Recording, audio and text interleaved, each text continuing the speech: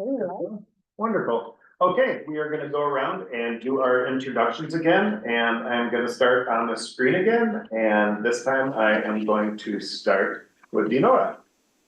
Good morning, this is Dinora Marquez from Milwaukee.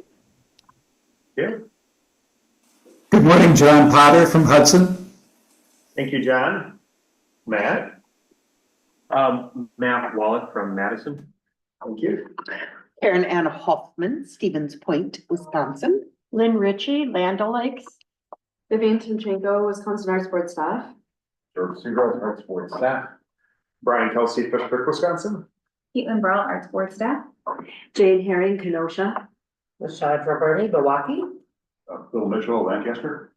John Johnson, Madison. Wonderful. Thank you guys very much. Susan will be joining us at some point in time, as she makes her way to this building. We have the agenda in front of us, and I would like to amend the agenda and I'm not even seeing it on the agenda. So let's move. I want to add under this, right before the standing committee updates, but it's a standing committee. It's an ad hoc. It's an ad hoc. Okay, we're gonna have an ad hoc committee update from John Johnson on the poet laureate, okay? So with that amendment, is there a motion to approve the agenda? Yes, Ed. We should probably move accessibility under the ad hoc, correct? We can, are there other ad hocs on here? There are. There's none No. right now, so if you're adding poet laureate. Yes, so we'll do ad hoc as well if Bill has a report, I'm assuming. Okay, perfect. So we will do the ad hoc and then we'll go into standing, okay? Got it. All right, is there a motion to approve the agenda as amended? Ritchie. Thank you very much, Jim. Is there a second? Herring. Thank you very much, Jane. We have a motion and a second. All those in favor? Aye. Any opposed? Hearing none, motion carries. And I will pass the minute approval over to Jane. Okay, your packet includes the minutes of March 11th. And I'll be looking for a motion and a second and then discussion or edits after that. So is there a motion to accept the minutes? Hoffman, so moved. Second? Verdict, so Any edits?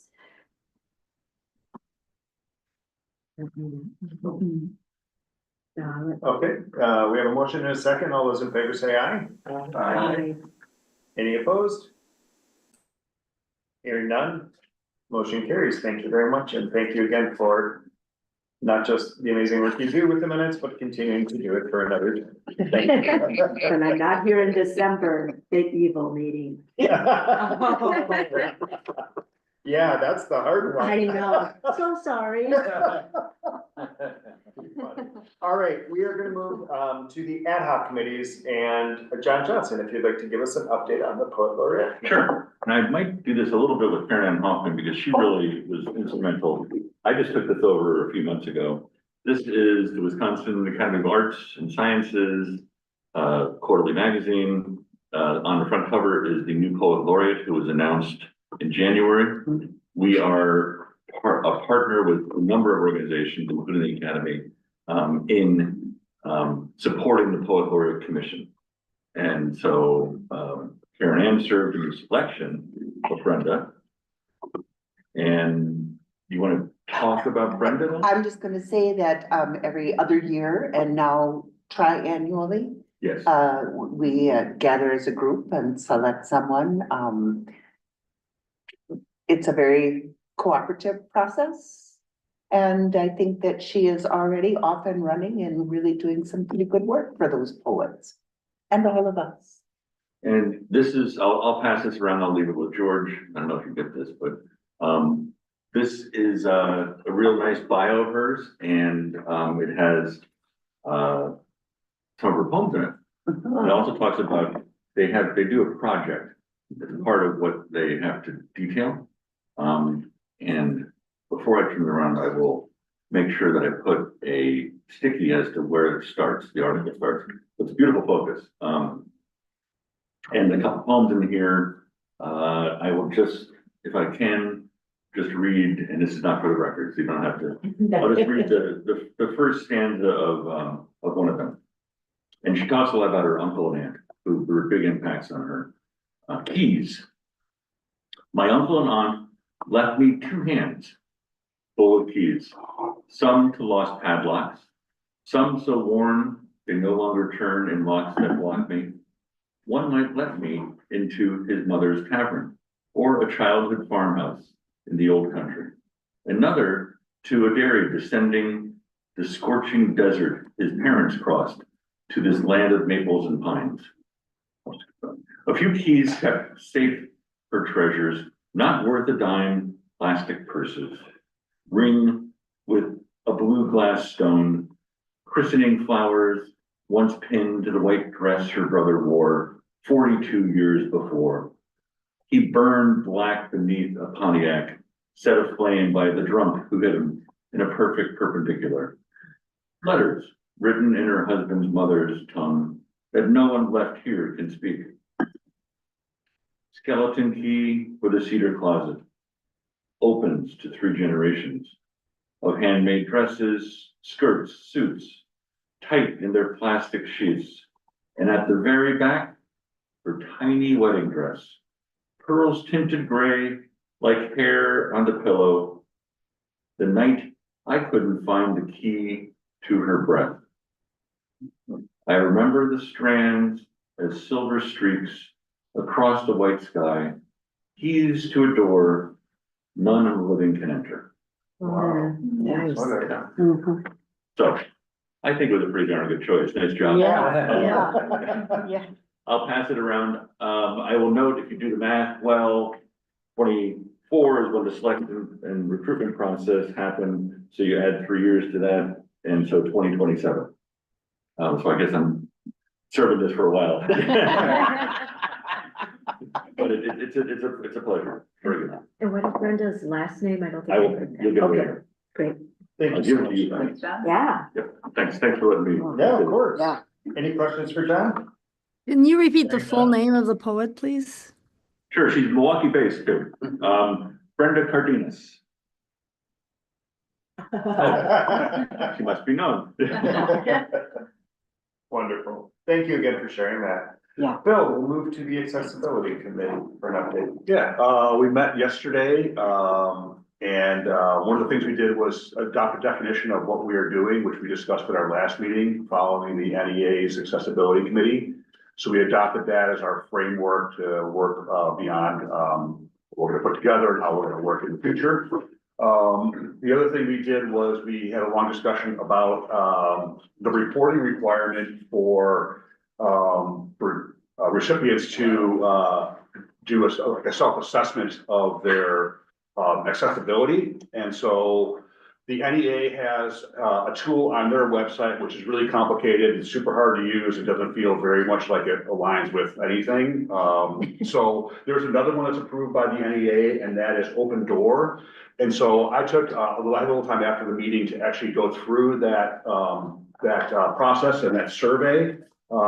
And I had about 45 minutes, and it got me about 60% of the way through it. So there's 5 sections in it. It is kind of a check the box kind of thing, from fully agree to somewhat agree to not sure to not applicable. So I have a really small organization at our Roundtree Gallery. So some of the things definitely didn't fit. My organization wasn't applicable. But I think there was a lot of really good things in there to sort of spur consideration for all sides of organizations on like what they are doing and what they could do. There's definitely some low hanging fruit in there. There's definitely some much bigger questions. The nice thing was it wasn't a lot of like entering like the size of your parking lot or anything like that.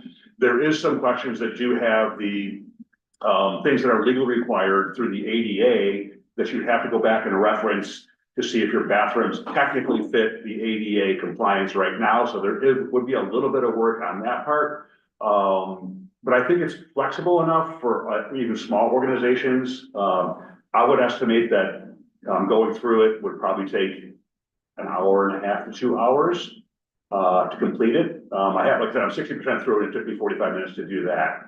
So But it is a requirement that the recipients do this, and if we do get audited, we do need to have something on file.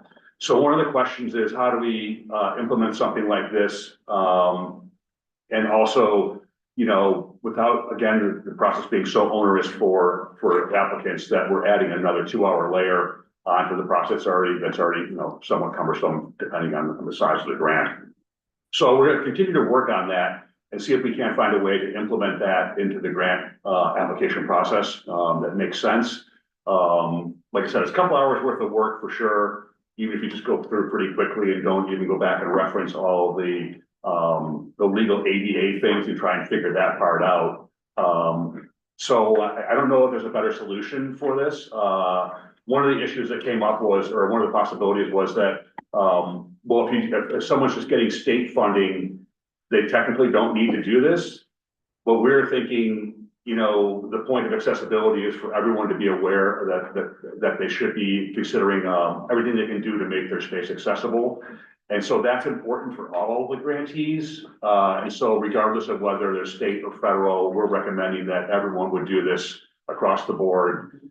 That would also take away a layer of trying to figure out who did get that funding, who got combination funding, who got state funding, which would be another whole layer of, you know, things for somebody to do, which would probably be like George.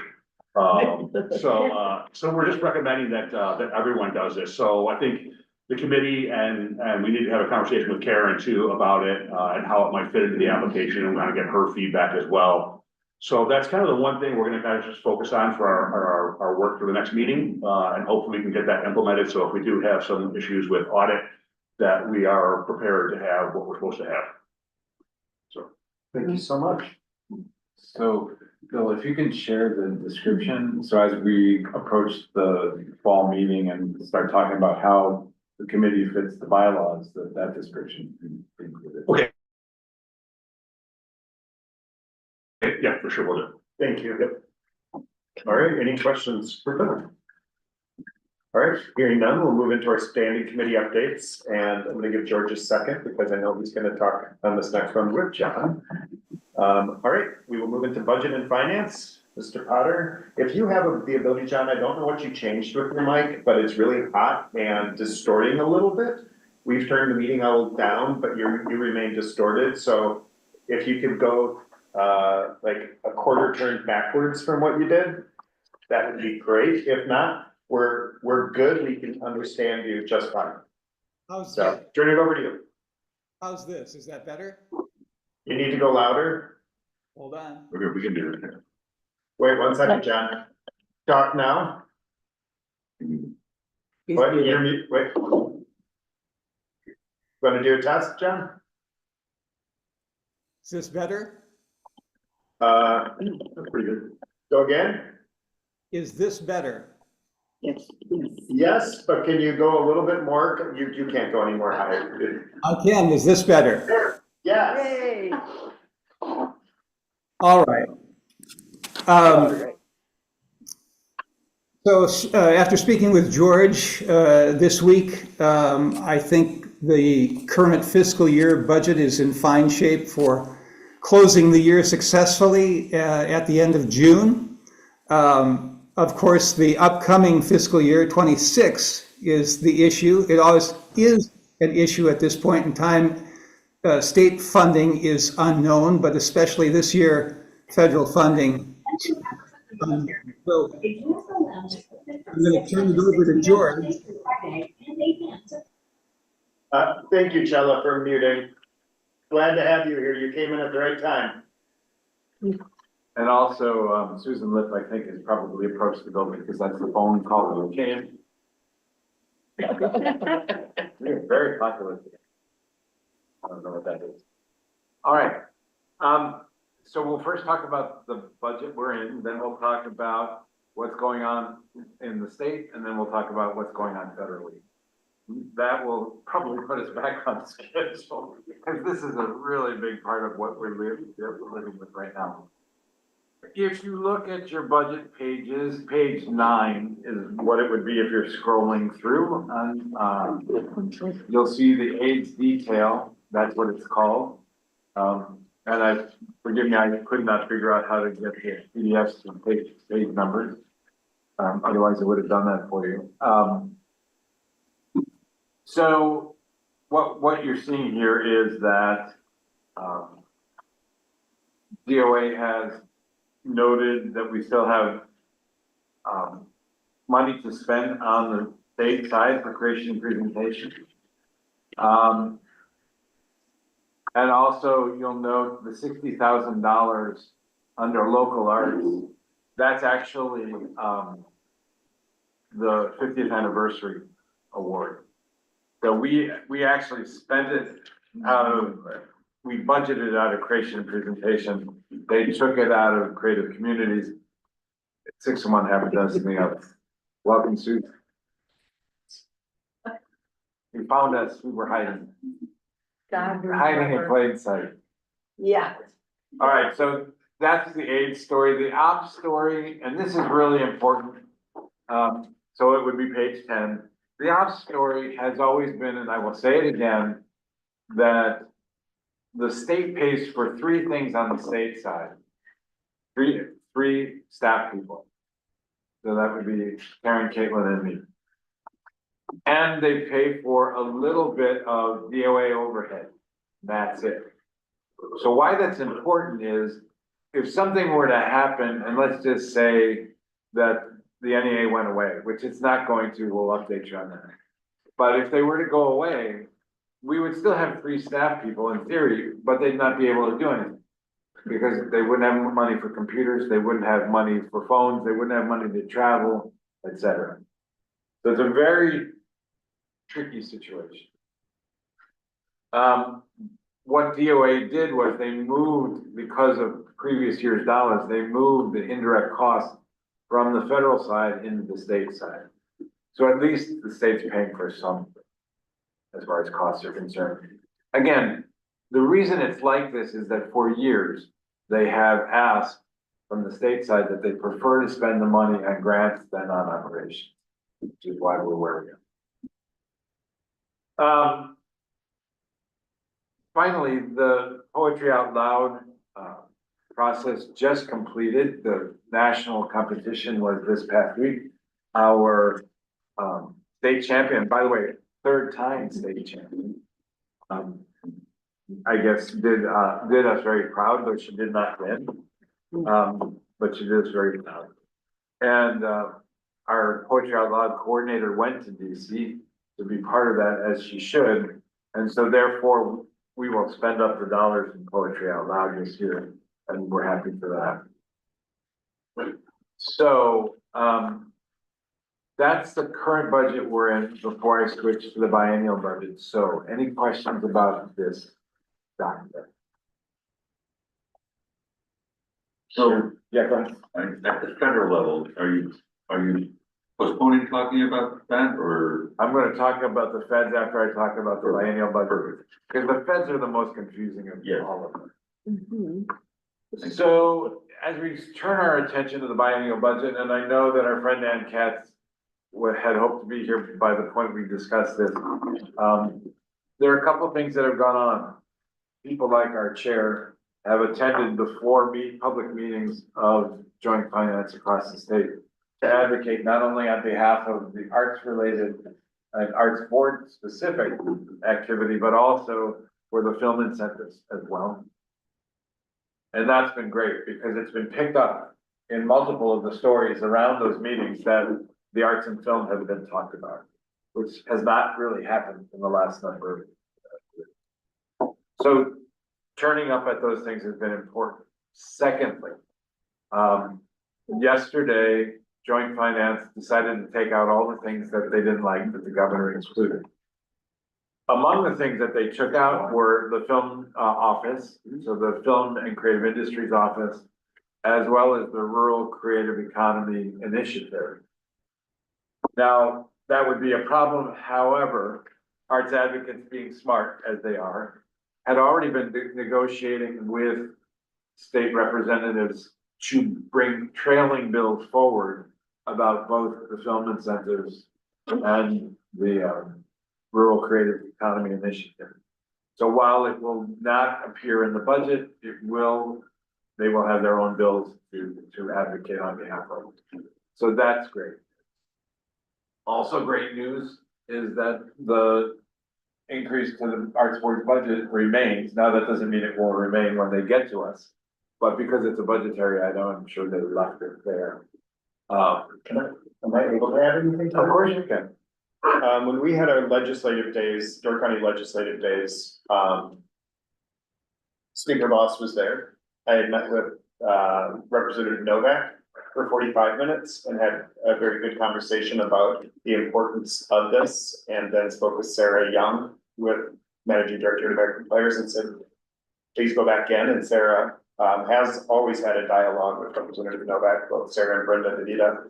And Sarah went in and had another great conversation. At ours, I had raised up the fact that the arts are not funded appropriately with Speaker Boss. And it was the first time he acknowledged that the arts, that they are underfunded. He said it out loud, and the minority leader, the second in charge, what is that? I mean, Yeah. the second in charge minority. Majority leader. Minority leader, now we're talking. The Democrat. The Democrats was there with him. And as they brought that up, and because I brought up the 68 cents, and he said, first off, do you care who gets credit? I said, I don't care who gets credit for this. Get it, it needs to get done. So we don't care which party takes credit for this. It's immaterial to us. The arts are nonpartisan.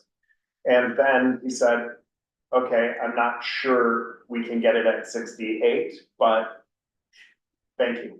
And so that was the most encouraging thing I've ever heard. Right. Well, and part of it is because of the tack that you took, which is instead of talking to them about Minnesota and saying, look, they're $10.07 and we're 18 cents, which is, you know, so what? They just look at that and go, we're never getting to $10.07, so who cares? Brian's tack this time was to say, and here are the Republican states that are doing better than we are. And that's, I think, how the speaker heard what he had to say, is that in looking at states run by Republicans, we're doing worse than they are. And so we need to do better. Significantly worse. I mean, I brought up South Dakota, I brought up Iowa. I mean, we are doing significantly less than what your peers are doing elsewhere to understand the importance. So I think that's really encouraging. I should note, because I don't know that I said this, but Great Wisconsin has been turning people out to those public meetings as well. This week also, there was a hearing about the film incentives at the Capitol, and that got some good play as well. So where do we sit now? I should give one more credit. The Secretary of Tourism has gone to all of the offices and has made part of her conversation about the Arts Board and the increase to the Arts Board's budget. And this is Travel and Tourism Week. And as part of the press release that the governor put out, it also talked about the increase to the Arts Board's budget. So again, this is a lot more visibility to this than we've seen in the past. And it comes at a really good time, because if you were only watching the federal news, you'd kind of be depressed. Any questions about the biennial budget, or John, any thoughts, or Matt, from your perspectives in the state government? Yeah, I mean, obviously, it's getting the joint finance numbers, the two co-chairs especially. And they didn't take this up yesterday, right? This was not one of this was not one of the 130 things that they. The increase was not, the rural creative economy and the film office were. Yeah. But they did go into some agency budgets. And did pull out things, so it's a good, well, it's at least positive that they didn't go in and pull this out. Get through round one. Right. Yes, Yeah. yes, that's great. Yeah, we're so used to having things pulled out before it gets to the actual Yes. discussion, that this is heartening. Which then makes it, then that means that the Legislative Fiscal Bureau will do a paper on this increase, which is a positive as well. Right. Well, and Brian referenced Representative Novak. Representative Novak wants to see himself as a champion for the arts. So, and as a Republican from the rural southwest. And so, also good, also. So these are the positive things. and I'm happy now to transition to the, oh my God, thing, if we're ready to go there. So, oh my God, we have this thing called the National Endowment for the Arts, and thank God we do, still have that. If you've been watching the arts news closely, you've seen the demise, or at least the pulling down of the studs of the Institute of Museum and Library Services, the National Endowment for the Humanities, the Corporation for Public Broadcasting. This morning, Lynn and I, we were talking about the fact that they fired the Librarian of Congress. And so every day, or if you have your phone set on notifications, every moment you look, you go, oh, come on. Yeah. And that's my reaction to what's going on federally. With Cello there, favorite board member of NASA. NASA has been really good in their communications around what's going on federally, keeping the state arts agency world calm, right? Some aspects of the arts field are hair on fire. We gotta do something, we gotta do something. But NASA's been like, take it easy. So what's going on federally? This past Thursday, the National Council on the Arts met. Really important, because if they were really gonna come after it, why would the National Council on the Arts meet? At the National Council on the Arts meeting, they took up the partnership agreements. So the application we put in last October, which is normally reviewed at the end of March, they finally had that meeting on May 1st. And they went through, and their process, you wouldn't recognize it as our process, because they say, we've got the ballots, so mark your ballots. They never say how much money, they never say any of that, but they say mark your ballots, whatever. And when we're done, we'll tell you what happened. And when it was done, they said they were all approved. What that means is, because we had at the NASA meeting yesterday, we had the now nominated chair of the NEA. So Marianne Carter, who has been senior counselor to the president and was original arts NEA chair under Trump, has now been nominated again to be the NEA chair, which is phenomenal, given her ability to see strategically and act strategically. The work that she's done to get the NEA to the point where these dollars might flow and the partnership agreement is amazing. As she said yesterday, a lot of it comes from watching what happened to NEH. And so that, coupled with conversations with the Department of Justice, helped them get their approach in place. They're meeting the National Endowment. The other thing that was different between NEH, IMLS, and NEA, NEH and IMLS didn't have a current administration head. The NEH carried forward from the Biden administration, the IMLS, same deal. And so when it came time for things to start happening, there wasn't somebody that the administration trusted sitting in that chair to have these conversations. Again, what's her name? Marianne Carter. So, so you will recall that our application back last October was for our normal partnership agreement. So this current fiscal year, we got $1,083,000, which the state had matched. In addition to that, they offered up to $75,000 one-time funding for the arts and health, which, given our social prescription work, we said, yeah, please, we'll take some of that. And then finally, as an advocacy tool to show to the administration that state arts agencies are in alignment with the president's priorities, the NEA offered $25,000 in one-time funding for the American 250 celebration. And within a day, I mean, they offered it, and within the day, NASA had gone out to all the state agencies to say, would they want to participate? Would they take this 25,000? So they could go back to the administration and say, if you do something with these state agencies, there are over 1,200 projects nationwide that will go away that are related to America 250. So, we asked yesterday when we should expect to hear from them about what we should be receiving from the feds. Part of it right now is they're waiting for Doge to clear the building. Doge has been there at the NEA. What I'm telling you has been since Doge has been in the building, so that's good. But, you know, you want them well out of the building before you start pushing the paper out of the building. So, having said all that, the answer to the question, how's the NEA? The NEA is fine.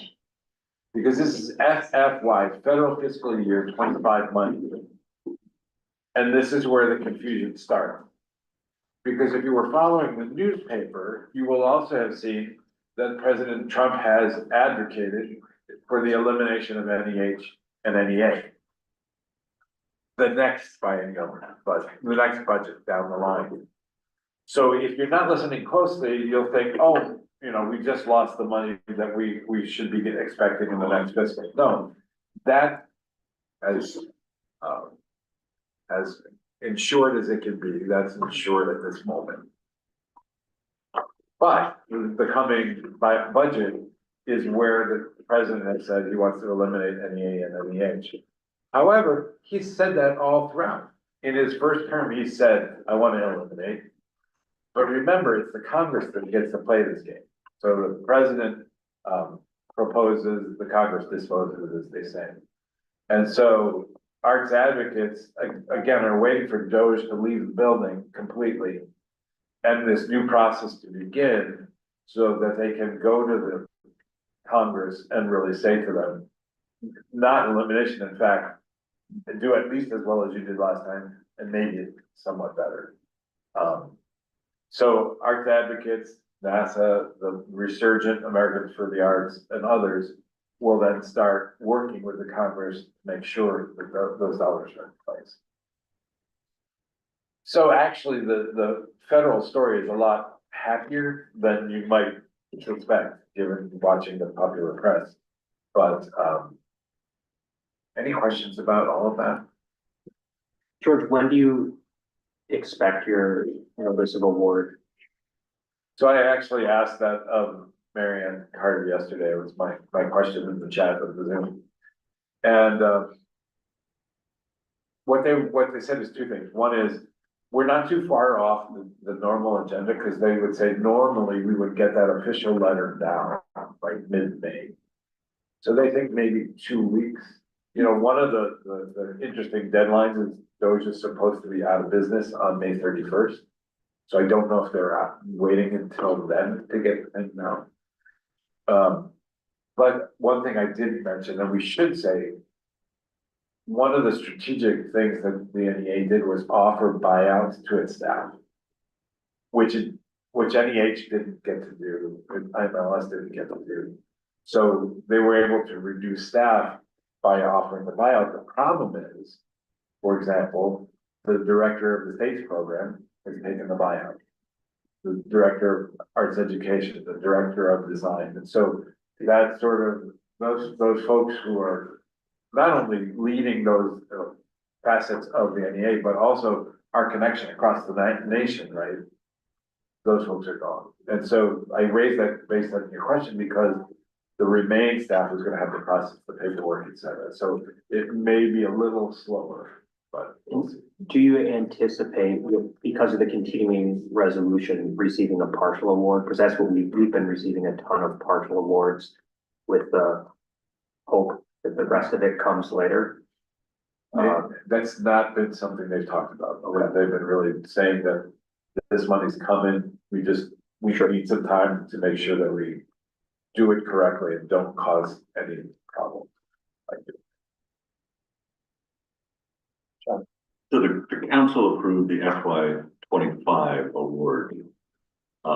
Which is just for clarification, which is our 26. So state fiscal year 26 for us, federal fiscal 20. So, which sets us up to match it at the state level in our line of budget that's being worked on. So a couple quick questions. One is, so like with Matt, the money is, the award letter has to come out, but then the money is in GANs or it's encumbered in some way with DOA, that the state gets it, and that's when we're golden. When normally do you get that? So once In a we normal have, year. yeah, right. It's a reimbursement thing. So we have it, in other words, this is the amount you're gonna get, but we draw it down along the way. So, Like, So we're forward, NEA grants. yeah, we're forward funded on the right, okay. yeah, but in this case, I just wanna, again, if we're giving credit, we should give our friends at DOA credit, because the minute they started to hear something might happen to the NEA, they started drawing stuff down. They, no grass grew under their feet, and they've been really good about that. I will say there are continuing problems with the drawdowns from, it's called PMS, Payment Management System, and I know there were a couple days where DOA wasn't able to draw down any in the last week. Yeah. And so there's a lot of, Yeah, I see it. a lot of difficulty, and there's this thing called defend to spend, where every single drawdown now needs to be justified. And you need to have explanations, which seems like common sense, but the money's already approved, right? We've already justified it. And but it creates these additional layers of difficulty. And depending on what it is you communicate in that justification, there is a risk that that drawdown is denied. And, you know, I think with the partial award piece, our concern, of course, is that, you know, Congress also has because the money is not, you have to draw down the money as you spend it, which would probably incentivize us to focus on spending Fed funds first, because Congress can still rescind. And even once that money is awarded, if the money's not drawn down, they have in the past rescinded, and they have the authority to do that. Right? So I guess my recommendation is to spend the Fed dollars as quickly as we can and save the state for later. Well, yeah, and as you know, we want to do that, but we also need to spend the state dollars by June 30th. Right. You know, so we're playing a little bit of that, but again, DOA has been really good about making sure this happens. And the NEA, to their credit, has said to all the grantees, if the system crashes, it's because the system crashed. It's not because we're not wanting to pay you. So just keep trying, you know, because we're gonna get the money out. Chella. Go ahead. Yeah, no, I just wanted to add to three things really. The fact that, you know, going to the uniqueness of what's happening with, you know, like the deconstruction of the NEA. One thing that they were able to really do was also build in an appeal process, which other organizations had immediate termination of grants. So the fact that there's an appeal process, I think, is a very positive thing for organizations that are losing kind of footing for specific programs.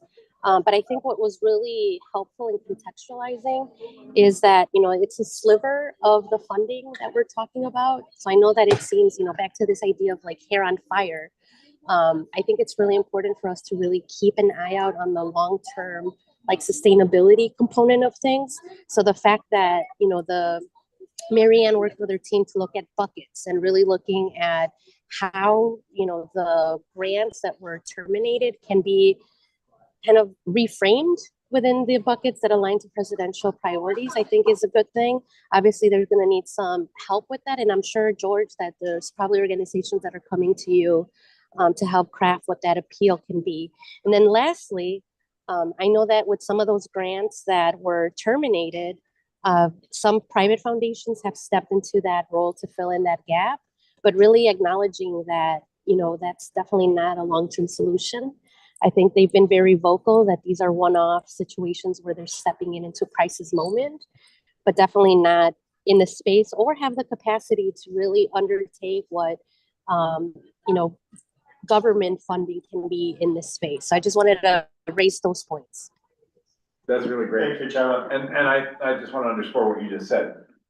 The fact that, for example, the Warhol Foundation stepped up and said, we're going to give this money to 4 Wisconsin organizations, essentially to cushion the blow. That's great for the short term, but that's not a long-term solution because they're not going to be there going forward. And the other thing that you raised, Chella, is we were out to the field pretty quickly, thanks to Vivian, to say, here are the things you need to do and think about related to appeals. And so, so yeah, we've been getting those calls and emails saying how we can help them get through those things. One last thing in that space is that there are 3 items, sort of, they get their grant taken away. So it's withdrawn from them because then all they had was an offer, not an actual contract. Those who had a contract get terminated. But what's interesting about that is that in some instances, those that were terminated had already gotten all the money. Right, Yeah. so it's essentially saying, well, you know, no more, and it looks good on their hit list, but it's it. meaningless as far as. And if they haven't spent those funds, they have till the end of the month. Right. Technically, That's right. Finally, in this space, I think it would be bad of us not to acknowledge our friends at Wisconsin Humanities at this point. So as we've talked about before, Wisconsin Humanities is funded 80% federal and 20% not state, but public, private funding. So Chella's point, the Mellon Foundation came in and said, here's 250,000 for each of the state humanities councils across the nation, which will allow them to hopefully come forward till the end of this calendar year with the hope that the next budget will have reinstated NEH and money for the state council. So they're going into what they call hibernation mode. So they had a staff of 9, they're coming down to a staff of probably 3 to get to the other end. But, and to say that, acknowledging Wisconsin Humanities, you know, we also have to acknowledge Wisconsin Public Radio and PBS Wisconsin, who are also in harm's way.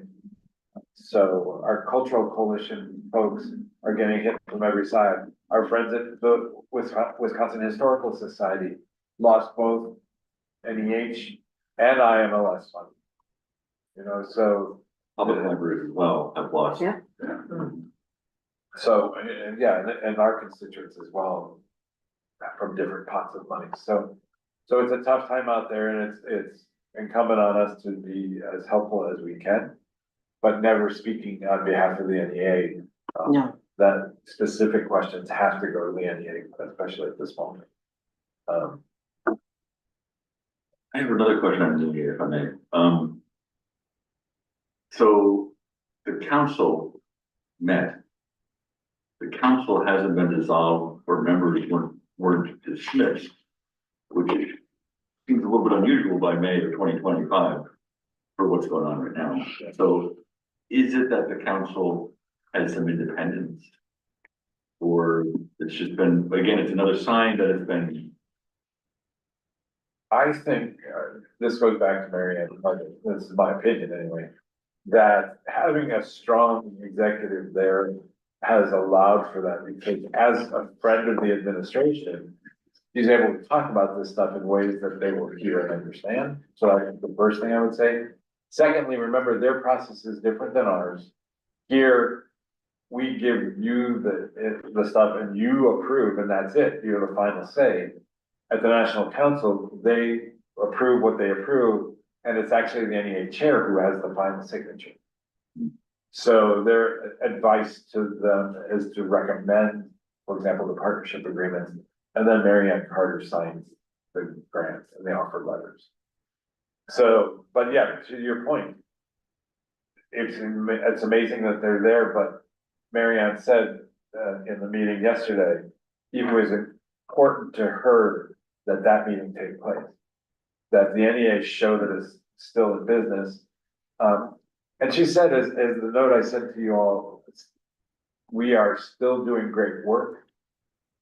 We're gonna be smaller than we were, which causes us the opportunity to reimagine who we are going forward. And so yeah, so the National Council there, and by the way, if you didn't know it, they do include Congress people, and Tammy Baldwin is on the National Council. Yep. So she was not at the meeting as I could see or hear last Thursday, but that's another voice that can be raised on our behalf and on behalf of the arts.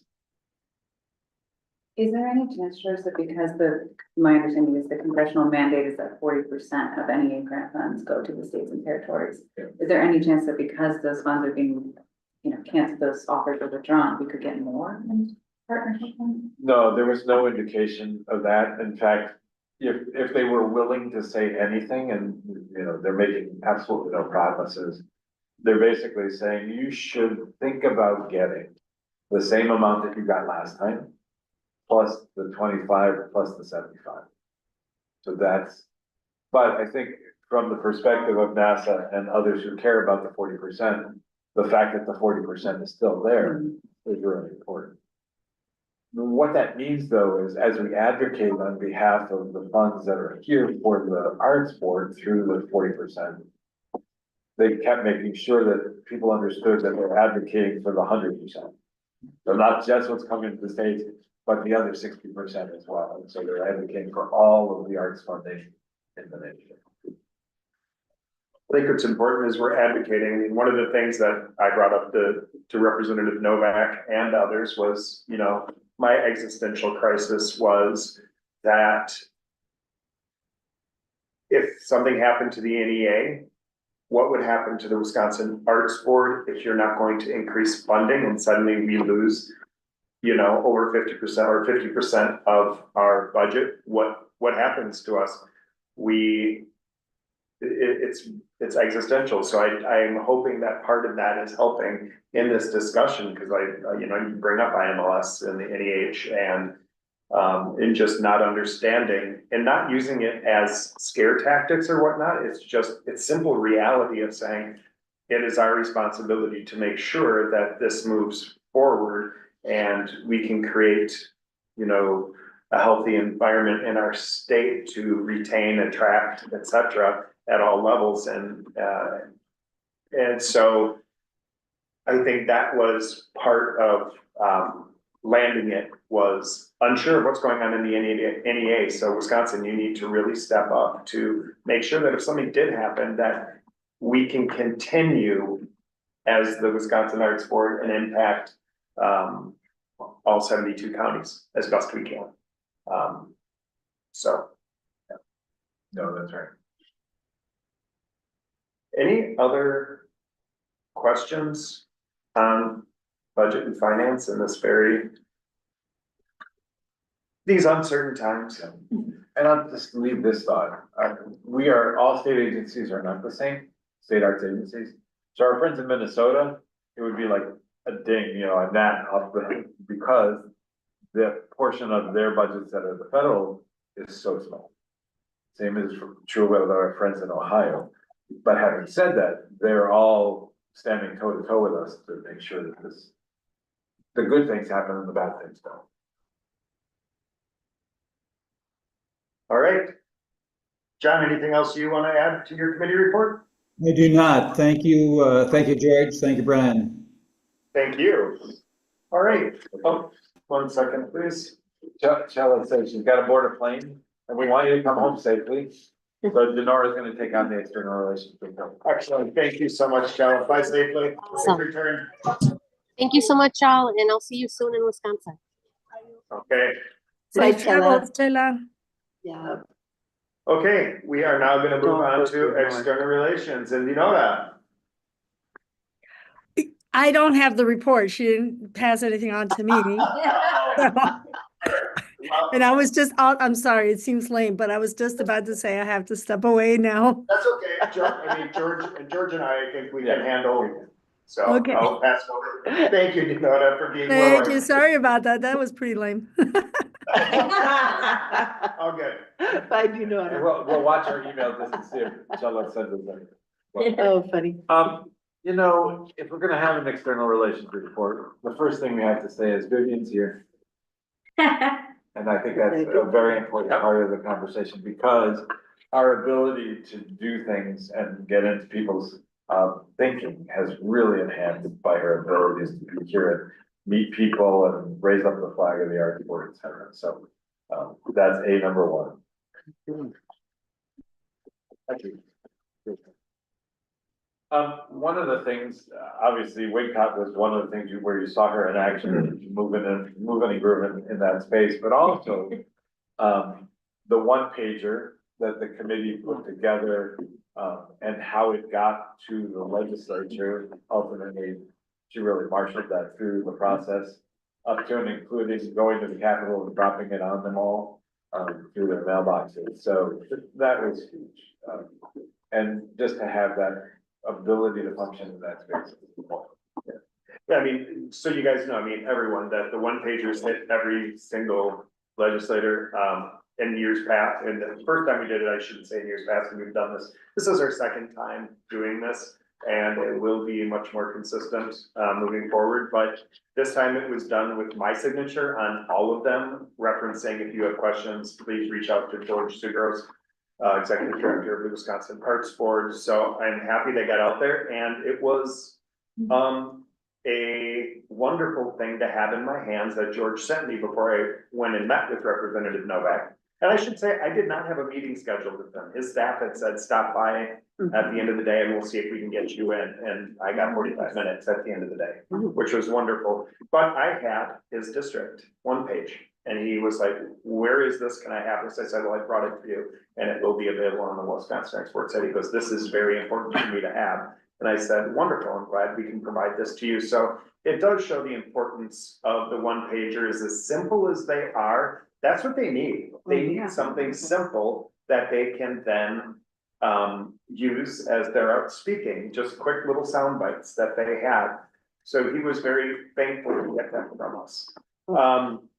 Another thing, the External Relations Committee had a meeting with our counterpoints in Indiana, so that we can look at the system that they are using, so that we have a more modern way of pulling data and visualizing data facing outward to our shareholders and our stakeholders, of people who have invested their, you know, I would say every single person who lives in Wisconsin has invested in us, and then those who we invest back into.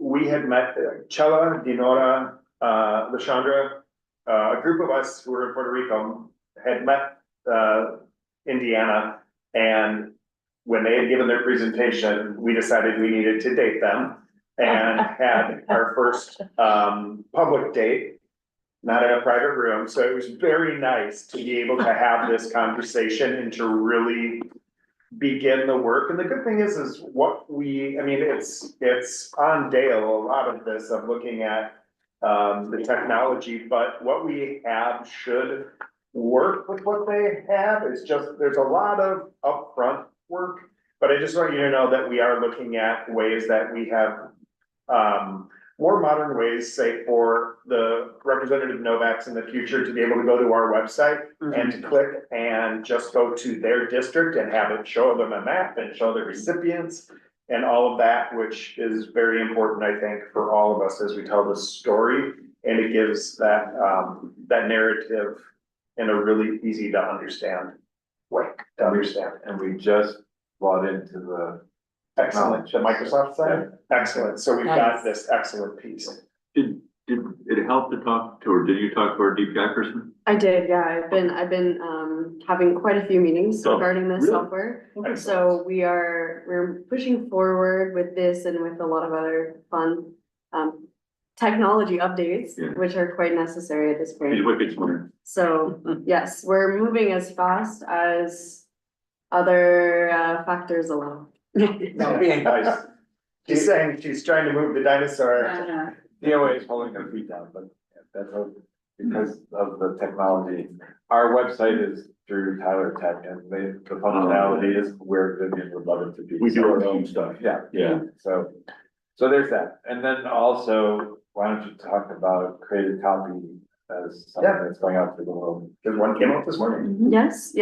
So we now launched, this week will mark the 4th edition of Creative Copy. It's our new email newsletter, another service offered by us in addition to the arts news, goes out every week. And it's kind of focused on what I'm hearing from the field that is really relevant and necessary. So this week focused on kind of resources for arts educators or just educators or parents, really anyone that has a connection to students in any way, because we kind of have been hearing from our arts education partners that we really need some resources for that. Last week, we focused on film, so that was actually really impactful. I heard from many people that they didn't even know that there was, the film office and film incentives included in the original budget proposal by the governor. So obviously the work that's being done is really impactful through Creative Copy because it's just education. It's just a resource. And then every edition of Creative Copy then lives on our website as a page. So right now you can go on there and see